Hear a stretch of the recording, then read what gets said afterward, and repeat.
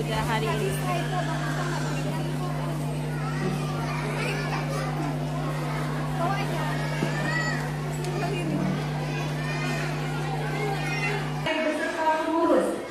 Ketua PW IGRA Provinsi Aceh atau yang mewakili Ketua PD IGRA Kota Banda Aceh, Pengawas RA Kota Banda Aceh, Kepala Sekolah RA Purwanida, para undangan dan orang tua murid RA Purwanida yang kami cintai dan banggakan, Ananda yang mengikuti prosesi tasyakur dan wisuda pada hari ini.